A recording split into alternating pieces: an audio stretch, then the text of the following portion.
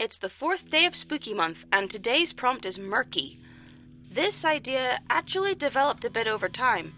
At first I was going to have some sort of mud monster with dark oozing hair getting ready for a night out, using some flat, calm water as a mirror.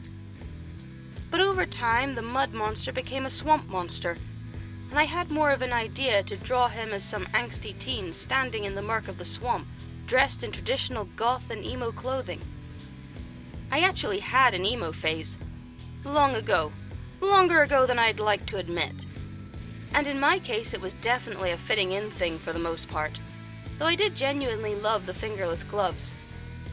Though I think probably because it made me feel like a Pokemon trainer rather than some brooding shadow.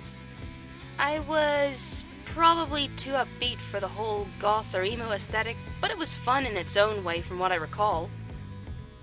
Anyway, while I was preparing to paint this, it was initially only supposed to be the one character, this one teenaged angsty swamp monster.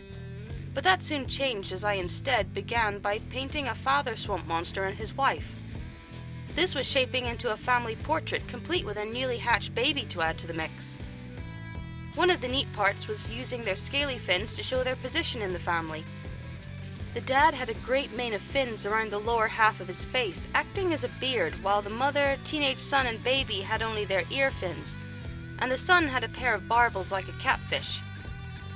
He had also modified his ear fins with plugs, giving them a pretty unique appearance.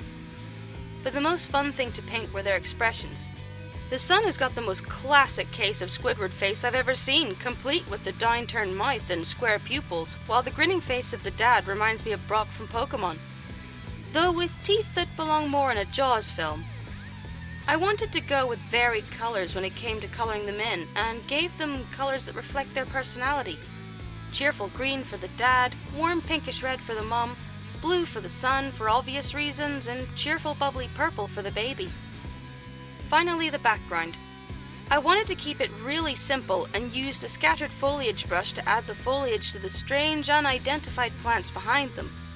The more important thing was that everything on the painting be caked in a layer of mud to go along with the murky prompt. And it looks like we're done. I have a Discord for folks to chat and share their art, and I have a Ko-Fi if you'd like to support what I do. And if you're looking for more art, the YouTube algorithm thinks you might like this video. Check it out and see what you think. Catch you in the next one.